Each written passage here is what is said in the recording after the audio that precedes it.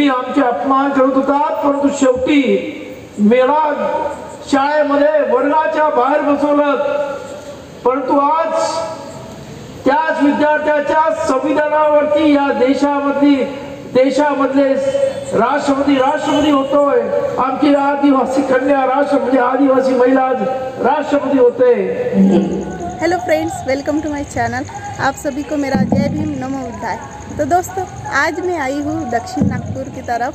तो दोस्तों, आज यहाँ पर रमाई माता उनका जन्मोत्सव यहाँ पर मनाया जा रहा है। तो दोस्तों, मैं अभी बताऊंगी कि यहाँ पर बहुत ही खास मेहमान आने वाले हैं। खास मतलब इतने खास, माननीय आनंदराज आंबेडकर जी को जानते ही होंगे, वो आज यहाँ पर आने वाले हैं। और तो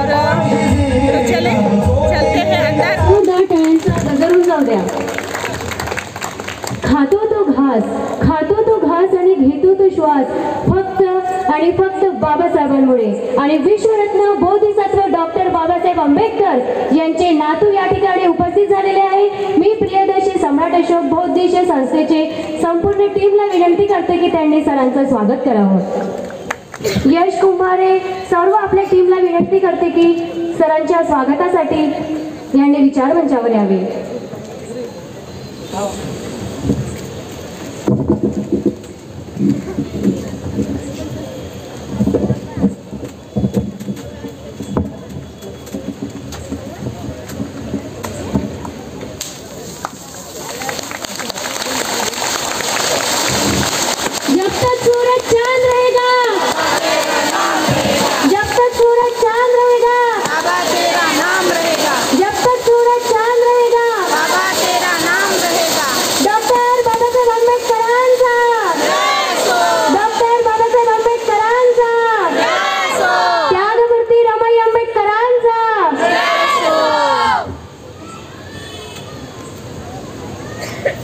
आदरणीय आंबेडकर साहेबांना मी विनंती करते की त्यांनी आसनस्थ व्हावे।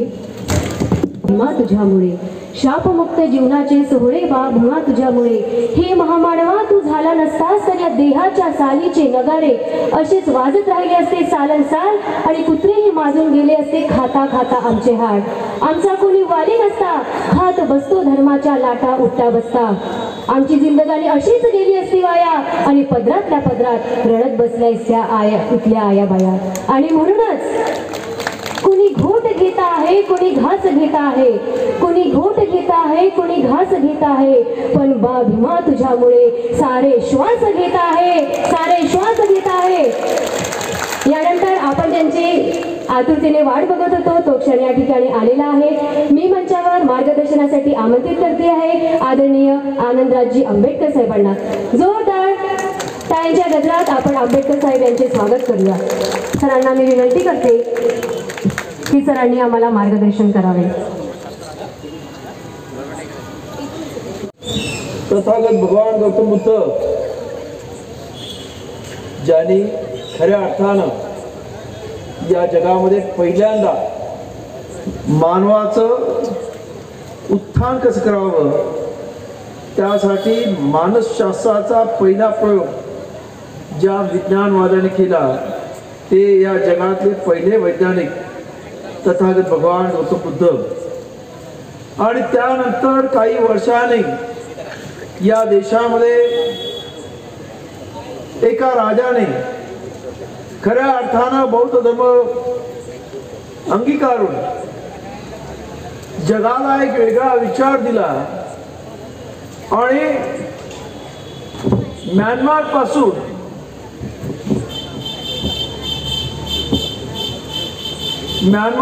ते अफगाणिस्तान पर्यंत त्याच्या असणाऱ्या साम्राज्यामध्ये बौद्ध धर्म हा राजधर्म म्हणून सर्वत्र जो अत्यंत फुलला फळला, ते प्रियदर्शी सम्राट अशोक।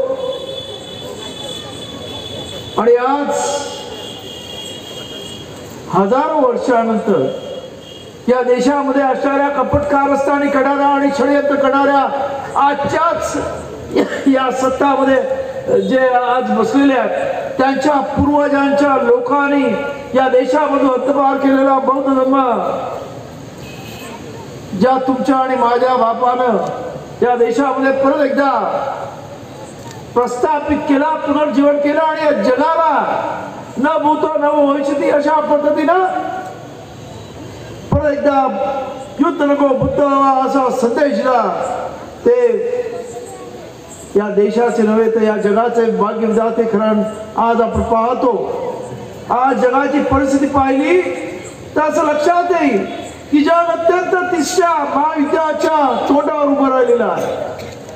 आपण पाहिलं तर गाझा पट्टीमध्ये इस्रायल वर्सेस संपूर्ण मुस्लिम राष्ट्र, मिडल ईस्ट मध्ये असणारी मुस्लिम राष्ट्र, एका बाजूला इस्रायल, अमेरिका आणि इतर राष्ट्र.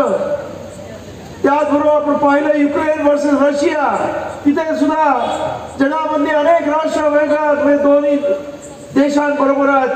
त्या तिथं तिसरीकडे असणारं चायना वर्सेस तैवान, आणि त्यात आपण सुद्धा चायना वर्सेस इंडिया असेल, पाकिस्तान वर्सेस इंडिया, अशा अत्यंत स्फोटक परिस्थितीमध्ये आज हे जग उभं असताना बाबासाहेब आंबेडकरांनी 1956 साली या जगामध्ये खऱ्या अर्थाने बौद्ध धर्माची परत एकदा पुनर्स्थापना केली आणि जगाला एक वेगळा विचार दिला, तथागताचा विचार दिला, विज्ञानवादी विचार दिला, शांतीचा विचार दिला.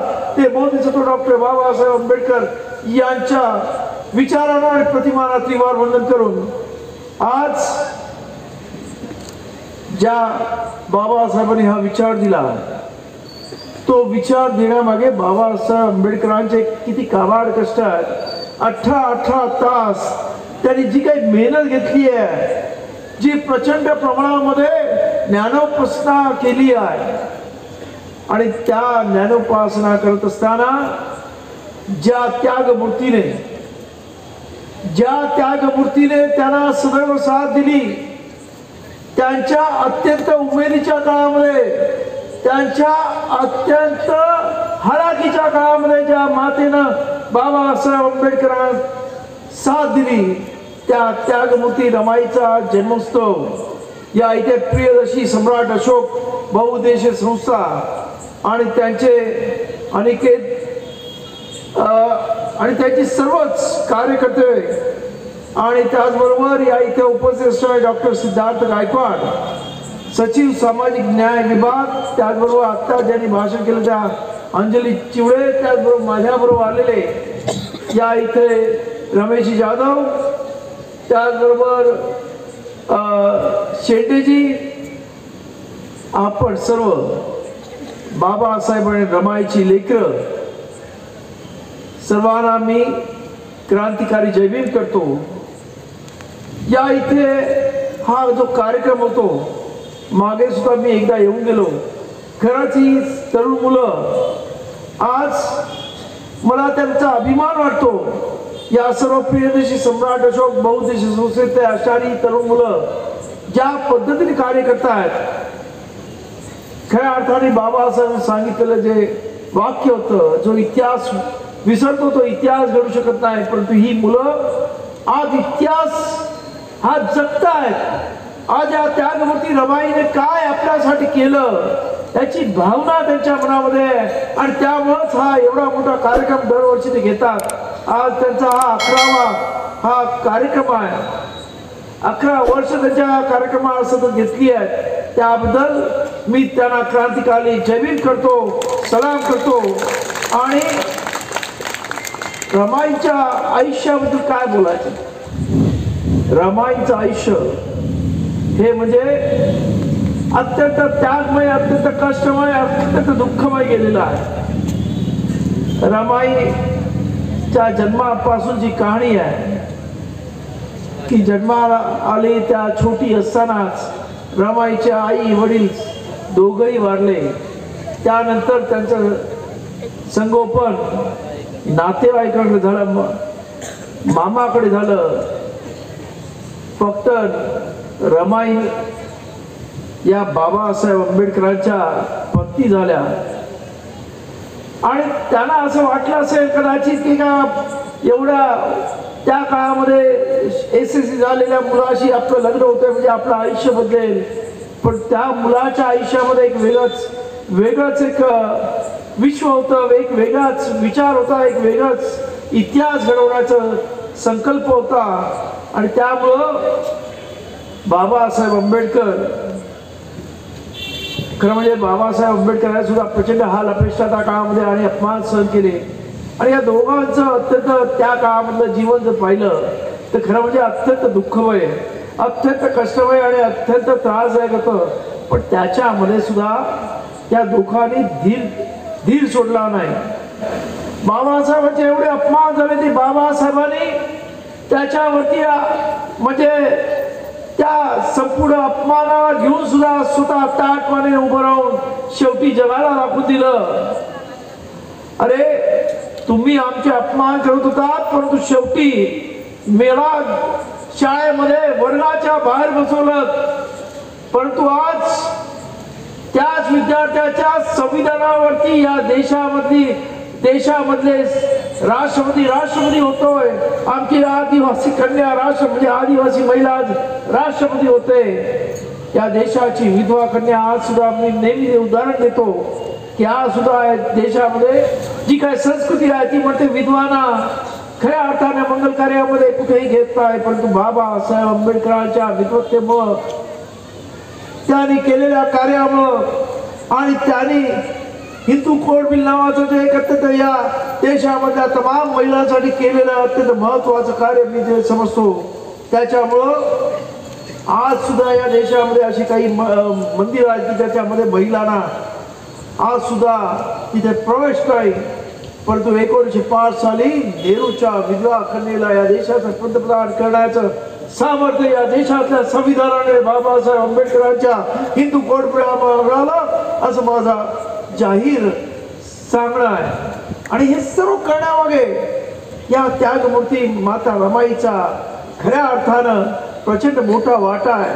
कारण ही त्यागमूर्ती रमाई सतत झिजली. खरं म्हणजे अत्यंत धार्मिक असणारी माता रमाई आठवड्यातून जवळजवळ 6 दिवस उपवास चालायचे. खरं म्हणजे उपवास तर ते धार्मिक तरी होते, परंतु घरामध्ये खायला नसायचं.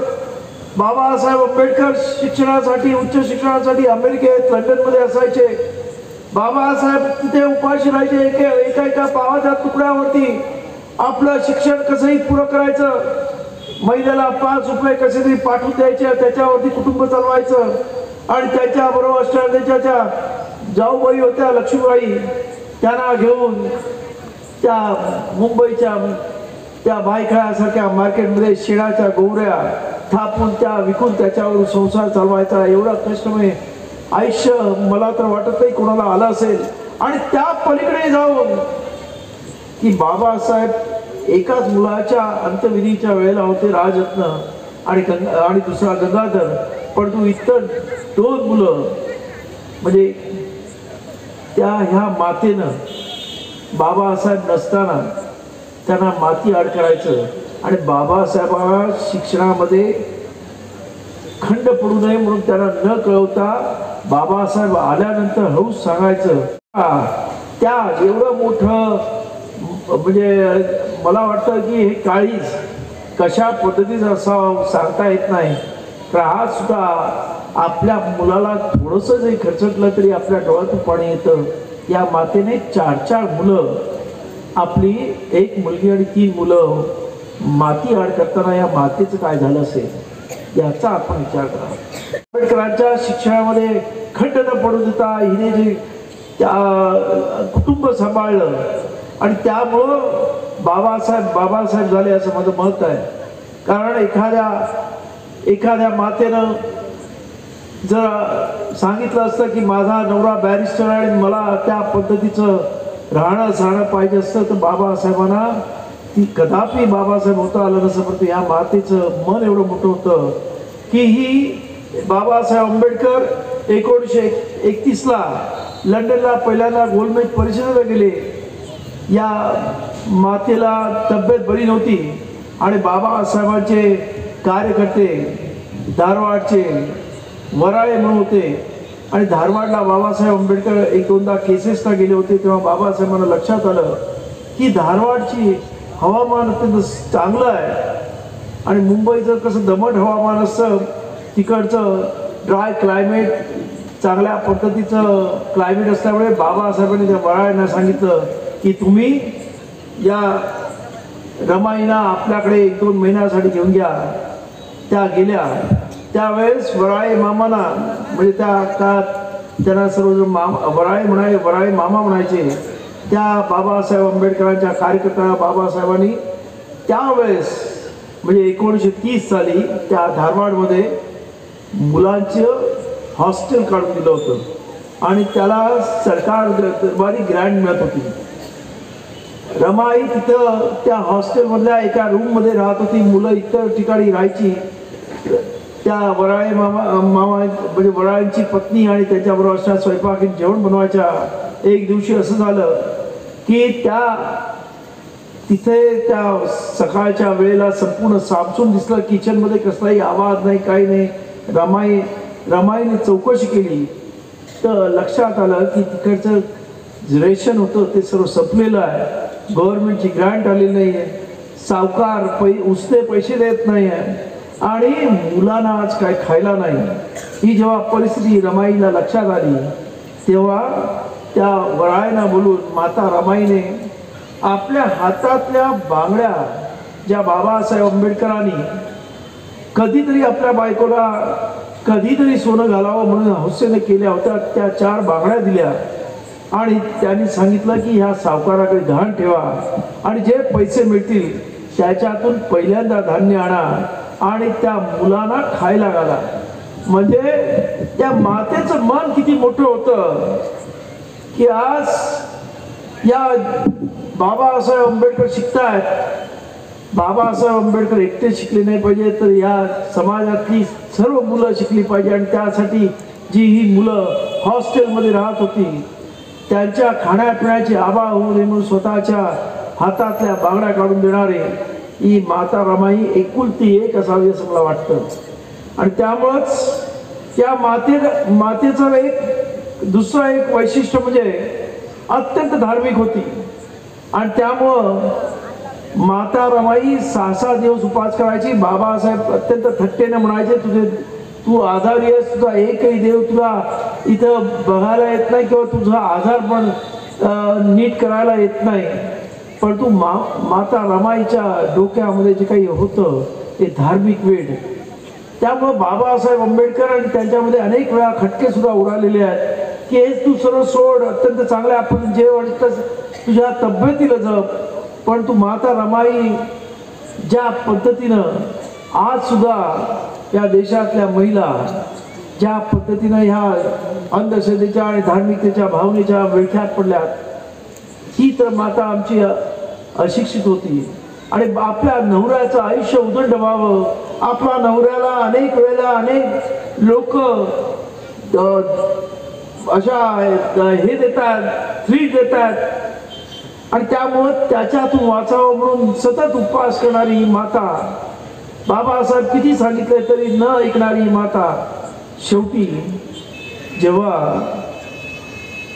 27 मे 1935 गेली तेव्हा बाबासाहेबांनी ठरवलं की या देशामध्ये ह्या लोकांवरती जो पगडा बसलेला आहे, या देशातल्या सर्वसामान्य माणसांवरती जो पगडा बसलेला आहे, या देशामधल्या अंधश्रद्धा, अंधरूढी या परंपरेचा, आणि तेव्हा मी तोडल्याशिवाय राहणार म्हणून 13 ऑक्टोबर 1935 रोजी म्हणजे माता रमाई गेल्यानंतर जवळजवळ 5-6 महिन्यांनी बाबासाहेब आंबेडकरांनी एवढा मुकामी जी घोषणा केली, हिंदू धर्मात जन्म घेणं हे माझ्या हातात नव्हतं, परंतु कुठच्या धर्मात मरणं हे माझ्या हातात आहे आणि त्या पद्धतीनं मी केल्याशिवाय राहणार नाही. आणि मग आपण पाहतो की 14 ऑक्टोबर 1956 बाबासाहेब आंबेडकरांनी याच नागपूर मुक्कामी बौद्ध धर्माची दीक्षा घेतली. पण मला तर असं वाटतं की माता रमाईने ज्या पद्धतीनं घरामध्ये बाबासाहेबांच्या आयुष्याला कुठलाही निष्कलंक राहावं, त्यांना कुठल्याही प्रकारचा धोका होऊ नये आणि म्हणून ज्या पद्धतीने बाबासाहेब आंबेडकरांसाठी उपवास केले, स्वतःच्या तब्येतीकडे लक्ष दिलं नाही आणि म्हणूनच बाबासाहेब आंबेडकरांच्या लक्षात आलं की मी माझ्या सुविध पत्नीला समजावू शकलो नाही तर हे समाज तर दूर आहे, ती तर माझ्या बरोबर असते, तिला मी समजवू शकलो नाही. एवढे अंधश्रद्धा, एवढ्या रूढी परंपरा मध्ये हा देशामधला प्रत्येक माणूस अडकलेला आहे. आणि म्हणून बाबासाहेब आंबेडकरांनी नंतर लगेचच 5-6 महिन्यामध्ये ही धर्मांतराची घोषणा केली एवढा मुकामी. आणि आपण पाहतो की त्यांनी ती या नागपूर मुक्कामी खऱ्या अर्थानं ती पूर्ण केली. हे करण्यामागचं हेच कारण होतं की बाबासाहेबांनी आपण पाहिलं जातीयताची लढाई सुरुवात केली, परंतु बाबासाहेब पाहिलं की लोकांमध्ये एवढी प्रचंड अंधश्रद्धा आहे की ती अंधश्रद्धा ही कदापि डोक्यातून जात नाही, कुठचाही विचार जात नाही. आणि म्हणून बाबासाहेबांनी आपल्याला विज्ञानवादी एक वेगळ्या प्रकारचा विचार, ज्याच्यामध्ये तथागत असं म्हणतात, मी सांगतो म्हणून नाही तर तू तुझ्या तुझ्या बुद्धीला स्मरून विचार कर आणि मग तू तुझा निर्णय घ्यायचा. एक वेगळा विचार देणारा तथागताचा, भगवंताचा बौद्ध धर्म आपल्या सर्वांना दिला. एक वेगळ्या प्रकारचं वैज्ञानिक दृष्टिकोन आपल्या सर्वांना दिला, ज्याच्यामुळे आज काही प्रमाणात तरी बाबासाहेब आंबेडकरांच्या समाजामधल्या लोकांच्या अंधश्रद्धा, अंधरूढी कमी झालेल्या आहेत. किंवा माझं असं म्हणणं आहे की आज एससी मधला सर्वात जास्त शिकलेला समाज कोण असेल तर तो बाबासाहेब आंबेडकरांचा अनुयायी आणि बौद्ध समाज आहे. आणि याचं एकुलते एक कारण म्हणजे बाबासाहेब आंबेडकरांनी दिलेला बौद्ध धर्म, ज्याच्यामुळं आपली एक वैचारिक प्रगती झाली. आणि बाबासाहेबांनी सांगितलं शिका, आणि आपण शिकलो. अनेक देवाधिकांचे उपास आमच्या माता भगिनीपासून आमच्या माणसांनी सोडलं आणि खऱ्या अर्थाने विज्ञानाची कास घेतली. आणि एक वेगळा समाज या देशामध्ये निर्माण झाला, जो आज बाबासाहेबांच्या या विचारामुळं, बाबासाहेब दिलेल्या एक आगळं वेगळं धर्मामुळं खऱ्या अर्थानं प्रगतीपथावर आहे असं म्हणलं तर वावगं ठरणार नाही. आणि हे सर्व करण्यामागे म्हणजे माता रमाईची ही जी काही त्याग आहे, जो बाबासाहेबांनी पाहिला, जो प्रचंड त्याग आहे, परंतु त्याच्यातून निष्फळ काय झालं असं जर बाबासाहेबांना वाटलं. आणि त्यामुळे ते केलेलं, त्याने उचललेलं अत्यंत महत्वाचं आयुष्यामधलं महत्वाचं पाऊल आहे, जे एक म्हणजे त्यांच्या आयुष्याला तर कलाटणी दिलं, पण या देशाच्या एक वेगळा, देशाला आणि जगाला एक वेगळा विचार देऊन गेला असं माझं म्हणणं आहे. तेव्हा माता रमाई बद्दल अनेक गोष्टी सांगता येण्यासारख्या आहेत की माता रमाईने बाबासाहेबांना हट्ट धरला की आपण पंढरपूरला जाऊया. पण बाबासाहेबांना माहित होतं पंढरपूरला गेलं तरी हिला गाभाऱ्यामध्ये घेतलं जाणार नाही. मी एवढा शिकलेला असताना सुद्धा मला सुद्धा गाभाऱ्यात घेतलं जाणार नाही. मग बाबासाहेब आंबेडकर माता रमाईला समजलं की आपणच आपलं एक नवं पंढरपूर तयार करूया. आणि मला वाटतं ही नागपूरची दीक्षाभूमी एक नवं बाबासाहेब आंबेडकरांनी निर्माण केलेलं पंढरपूर आहे असं माझं म्हणणं आहे. आणि ते बाबासाहेब आंबेडकर खरं करून दाखवलं. आणि आज हे सर्व सांगत असताना मला ही बाबासाहेबांनी केलेली क्रांती करत पाहिली असताना आज या देशामध्ये जी प्रतिक्रांती चालू आहे, परत एकदा या देशाला 16व्या आणि 17व्या शतकामध्ये घेऊन जाण्याचा प्रयत्न काही लोक करतात, ते पाहून अत्यंत दुःख होत आहे. आज आमची अनेक लोक या सर्व लोकांबरोबर सामील झालेली आहेत. त्यांना जाणीव होत आहे की आपण कशामध्ये सामील झालेलो आहोत आणि कशा पद्धतीने वागत आहोत. येणारा काळ आपल्याला काय म्हणणार आहे, पुढची पिढी आम्हाला काय दोष देणार आहे. आणि ज्या बाबासाहेबांनी तुम्हाला अत्यंत म्हणजे जनावरांपेक्षा हीन असताना, वागणूक मिळत असताना तुम्हाला माणसासारखं स्वाभिमानाचं जगायला शिकवलं, तुम्हाला खऱ्या अर्थानं एक वेगळ्या प्रकारचा आयाम दिला, तुम्हाला स्वाभिमान दिला. आज इथे आमचे गायकवाड असतील, आमच्या चिपे मॅडम असतील, अत्यंत मोठ्या अधिकाराच्या पदावर बसलेल्या आहेत. तुमच्यापैकी अनेक लोक अधिकारी झालेले आहेत. परंतु पुढे काय, तुमच्या पुराणांचं काय? या देशामध्ये आता स्पष्ट पद्धतीने चर्चा झालेली आहे की बाबासाहेबांचं संविधान बदलायचं आणि या देशाला हिंदू राष्ट्र बनवायचं. आणि त्यासाठी अत्यंत पद्धतशीरपणे या देशामध्ये अत्यंत पद्धतशीरपणे कपटकार रस्ता करून सरकार पाडायची आणि पद्धतशीरपणे या देशामध्ये हिंदू राष्ट्र निर्माण करायचा हा जो प्रयत्न चालला आहे, याला आंबेडकरी समाज आज काहीतरी रिॲक्शन देणार आहे की नाही? आम्ही कुठच्या धर्माच्या विरुद्ध नाही, परंतु आमच्यावरती अन्याय करणं हे बाबासाहेब म्हणाले, अन्याय करणाऱ्यापेक्षा अन्याय सहन करणारा हा माणूस अत्यंत जास्त दोषी असतो, हे आपण लक्षात घ्या. आणि आज ज्या पद्धतीने उघड पद्धतीने हे म्हणतात की आम्ही हिंदू राष्ट्र बनवणार, आम्हाला विचारावं असं वाटतंय, अरे हिंदू राष्ट्र म्हणजे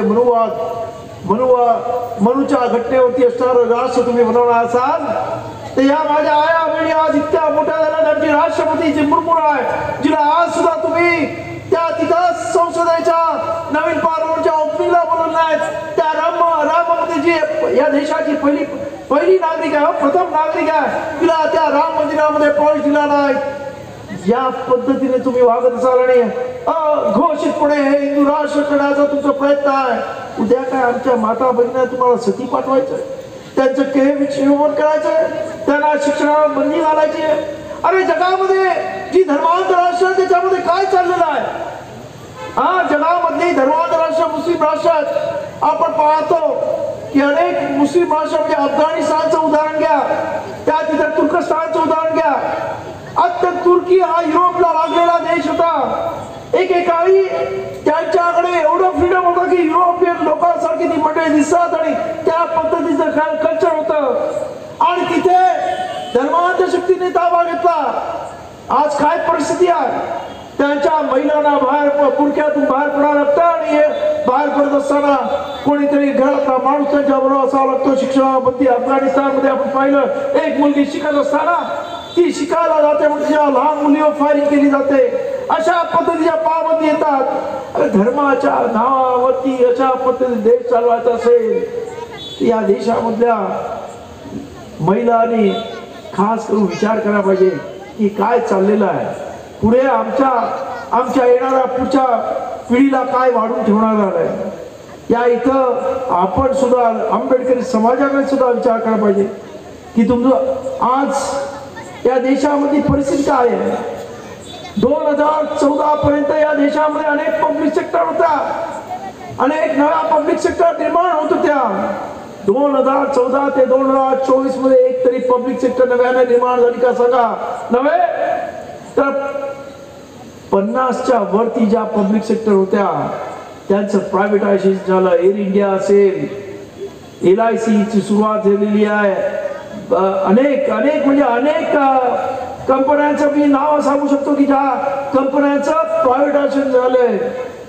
त्याच्यामुळे काय झालंय तर तुमचं आरक्षण संपलेलं आहे आणि त्या आरक्षणामुळे आपली माणसं अत्यंत चांगल्या मानाच्या स्थानावरती आहेत. उद्या त्यांना या प्रायव्हेट कंपन्यांमध्ये नोकऱ्या मिळतात. तर हे सर्व जे काही अत्यंत पद्धतशीरपणे तुमचे पुढे जाण्याच्या वाटचालीवरती रोख लावण्याचा प्रयत्न केला जातोय. किंवा शिक्षणामध्ये सुद्धा आपण पाहिलं असेल 5000 झेडपीच्या शाळा बंद केल्या जातात कारण गरिबाची पोरं शिकतात. आणि आता प्रायव्हेट एज्युकेशनला अत्यंत मोठ्या प्रमाणामध्ये प्रोत्साहन दिलं जातं. ज्या प्रायव्हेट CBSE इंटरनॅशनल स्कूल्स त्याच्या किमती 1 लाख रुपये फी असतात. कोणाला परवडणार आहेत? कोणाची पोरं शिकणार आहेत? तुमची पोरं शिकावी तशी तुमची इच्छा असेल तर आज हे सर्व बदलायला पाहिजे.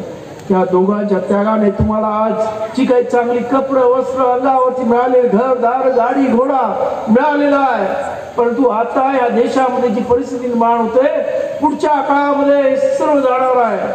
आणि याचं काळाची पावलं जर आपण आता ओळखली नाही तर येणार काळ तुम्हाला माफ करणार नाही, येणारी पिढी तुम्हाला माफ करणार नाही, हे आपण लक्षात घ्या. आणि त्यासाठी या दोघांच्या त्यागातून म्हणजे आणि खास करून त्या रमाईच्या त्यागातून हे जे काही बाबासाहेबांनी तुमच्यासाठी ऐश्वर्य निर्माण केलं ते कवडी मोलानं विकू नका, एवढंच माझं म्हणणं आहे.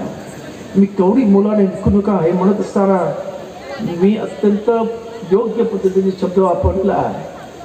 कारण बाबासाहेबांनी तुमच्यासाठी संविधान सभेमध्ये मताचा अधिकार घेताना एवढा प्रचंड झगडा केलेला आहे. त्या काळामधले असणारे संविधान सभेमधली जी चर्चा आहे ती जरा वाचा म्हणजे तुम्हाला कळेल. ते त्यावेळेचे असणारे काँग्रेसवाले म्हणाले बाबासाहेब या देशामध्ये तमाम दारिद्र्याने आणि गरीब आणि अशिक्षित माणसाला मताच्या अधिकाराची गरज काय, यांना मताचा अधिकार देऊन त्याला त्याची किंमत तरी माहिती का? आणि तुम्ही दिलात तरी त्यांचं मत आम्ही विकत घेतल्याशिवाय राहणार नाही असे बाबासाहेब आंबेडकरांनी त्यांनी त्यावेळेस त्या काँग्रेसच्या पुढाऱ्यांनी सांगितलं. तेव्हा बाबासाहेब ते हसले. ते म्हणाले मला माहिती आहे आज हा देश दारिद्र्यात आहे, त्या देशामध्ये 90% दारिद्र्य असं आहे आणि त्यामुळं त्या काँग्रेसमध्ये असणारे तुमचे जे उद्योग करणारे अनेक प्रकारचे जे काही धंदे आहेत आणि त्यामुळं तुमच्याकडे पैसा भरपूर आहे आणि तुम्ही त्यामुळं गरिबांची मतं विकत घ्याल याबद्दल मला पूर्ण खात्री आहे आणि त्यामुळं तुम्ही या सत्तेवरती सुद्धा आहे याबद्दल सुद्धा मला खात्री आहे. परंतु या देशामधल्या जेव्हा या गरिबाला कळेल की मी त्याच्यासाठी अत्यंत महत्वाचं हत्यार घेतलेलं आहे, ज्या हत्यारामुळं उद्या तुमच्या सारखी माणसं जेव्हा ही माणसं सुशिक्षित होतील शिकतील आणि जरा काही याच्यामध्ये काही कळायला लागेल तेव्हा ही मंडळी तुमच्याकडे येतील. तुमच्या आणि हे जे का आज तुम्ही मतं विकत घेण्याची भाषा करताय त्यांच्या पायाला हात लावून त्याच्या मताची भीक मागावी लागेल. परंतु दुर्दैवानं आज सुद्धा तो दिवस येत नाही. 21 शतक आहे. असंच याच देशाची परिस्थिती आहे ज्याच्या बाबासाहेब तुमच्या बापाने देश संविधान बनवलं. एक तुमचा खासदार निवडू शकत नाही, एक तुमचा आमदार निवडू शकत नाही, कारण आम्ही मताचं बाजारीकरण करतो, कवडी मुलाने आमची मतं विकतो.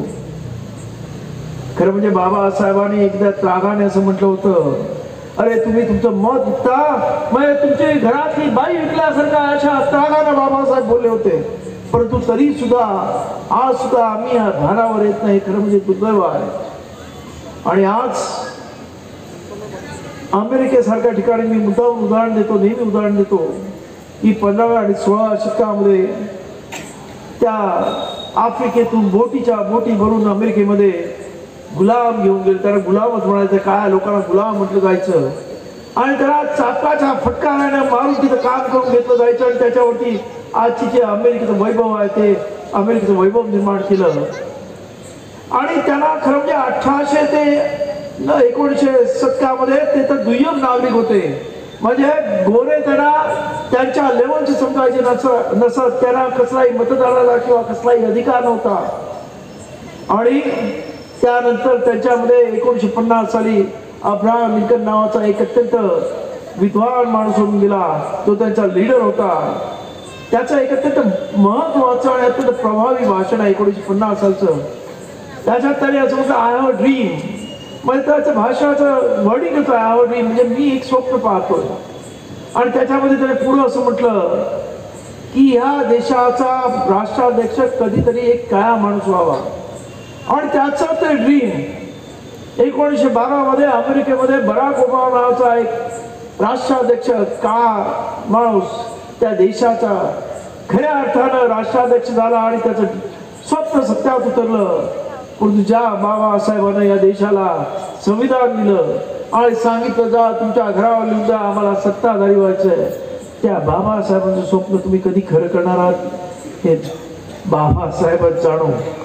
तेव्हा ही जी काय परिस्थिती आपण निर्माण केलेली आहे, आपल्या सभोवतीची परिस्थिती निर्माण होत आहे, याच्यावरती आपण जर खऱ्या अर्थानं भाष्य केलं नाही आणि खऱ्या अर्थानं त्या दोघांच्या त्यागातून आपलं हे जे आजचे हा जो आपला संसार उभारलेला आहे आणि त्या त्यागाचा त्यांचा त्याग फुकट जाऊ नये असं आपल्या प्रत्येकाला जर वाटत असेल तर आज बाबासाहेबांच्या विचाराशी प्रामाणिक राहण्याची गरज आहे असं मला वाटतं.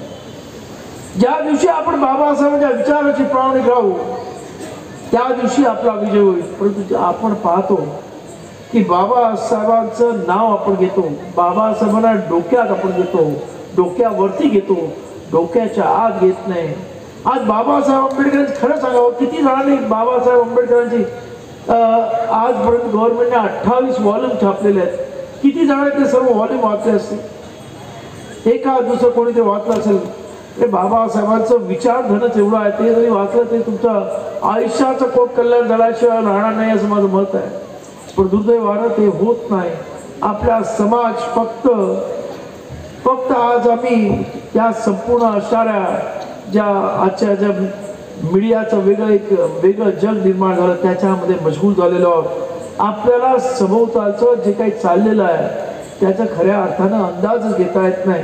मी मगाशी म्हटलं की अमेरिकेमध्ये तिथे मला आश्चर्य वाटणार नाही की 1924ला जातीवादी मनुवादी देशामध्ये आल्यानंतर ह्या देशामध्ये पण ड्युअल सिटिझनशिप चालू झाली तर मला आश्चर्य वाटणार नाही. CA NRCच्या नावाखाली पहिल्यांदा मुस्लिमांसाठी होईल, त्यानंतर इतर धर्मियांसाठी होईल, ज्याच्यामध्ये जेव्हा हिंदू राष्ट्र होईल तेव्हा फक्त हिंदूंना मतदान, इतर सर्व धर्मियांना मताचा अधिकार सुद्धा दिला जाईल की नाही यामध्ये शंका आहे. अशा पद्धतीचे कायदे करण्यासाठी आपण पाहतो की विरोधकांची असणारी जी सरकार आहे ती कशाही पद्धतीने पाळायची, त्यांना आपल्या ताब्यामध्ये घ्यायचं, हे जे काय चाललेलं आहे हे आपण आपल्या उघड्या डोळ्यात पाहतो. आणि तरी आम्ही शुद्धीवर येणार नसू तर आमच्या एवढे महामूर्ख आम्हीच असू हे लक्षात घ्या. आणि म्हणून आज या त्यागमूर्ती रमाईचा हा आपण जन्मोत्सव अत्यंत थाटामाटात करतात, अत्यंत सुंदर पद्धतीनं हा एक दिवस आधीच करतात. त्याबद्दल खरं म्हणजे मी नागपूर वासियांना आणि खास करून या प्रियदर्शी सम्राट अशोक बहुउद्देशीय संस्थेच्या सर्व पदाधिकाऱ्यांना धन्यवाद देत आहोत. परंतु हा त्याग फुकट जाऊ द्यायचा नसेल. त्यांनी केलेले कष्ट, उपसलेले कष्ट आणि त्याने घेतलेले परिश्रम जर फुकट जाऊ द्यायचे नसतील तर आज सुद्धा वेळ गेली नाही. त्या देशामध्ये खऱ्या अर्थानं त्या देशाचा इतिहास सांगतो की तुम्हीच मंडळी आहात की ह्या देशामध्ये क्रांती करू शकता. पेशवाई गाडणारी अवलाद सुद्धा तुम्ही आहात. त्या देशामध्ये नागवंशीचे बाबासाहेब म्हणाले नागपूर हे नागवंशांचं केंद्र आहे आणि त्याच्यामध्ये तुम्ही नागवंशी आहात. तुमच्यामध्ये तेवढी ताकद आहे. मला पूर्ण आशा आहे बाबासाहेब सुद्धा आशेवर जगले, रमाई आशेवर जगल्या की या देशामध्ये एके दिवशी आमच्या लोकांचं उत्थान खऱ्या अर्थानं झालं. मी सुद्धा आशेवर आहे की तुम्ही खऱ्या अर्थाने बाबासाहेब आंबेडकर तथागताचा विचार अंगीकाराल आणि ह्या देशामध्ये चाललेली जी प्रतिक्रांती आहे बाबासाहेबांच्या क्रांतीला जी काही ज्या पद्धतीनं अत्यंत या क्रांतीला संपवण्याचं कटकारस्थान चालू आहे त्याला समर्थपणे तोंड देण्यासाठी आपण सर्वजण एक दिलानं, एक विचारानं, एक संघ. खरं म्हणजे आम्ही नेहमी तथागताची प्रार्थना म्हणतो तेव्हा आम्ही संघाला शरण जातो. संघाला म्हणजे एका युनिटीला शरण जातो. ते खऱ्या अर्थानं आपल्या आयुष्यामध्ये आचरणात आण. म्हणून एकदा रमाईने जो त्याग केला त्या त्यागाला तोड नाही. तिच्या या त्यागामुळं आज आपण एवढे सर्व चांगल्या पद्धतीने राहतो, खातो, पितोय. हे सर्व हे रमाईचं त्याग आहे आणि त्याच्यामुळंच म्हणजे काही जण म्हणतात की ही इज देअर म्हणून वी आर देअर असं बाबासाहेब म्हणतात. पण बाबासाहेब म्हणतात she was there that's why Babasaheb was Babasaheb असं म्हणावं लागेल. आणि त्यामुळंच आज या इथं या दोघांच्या त्यागावरती आपलं सर्वांचं आयुष्य फुललेलं आहे. हा त्याग त्याच्या माती मोल करू नका एवढीच कळकळीची विनंती करतो आणि मी माझ्या वाणीला विराम देतो. आपल्या प्रती मंगलमयी कामना करतो. नमो बुद्धाय. जय भीम.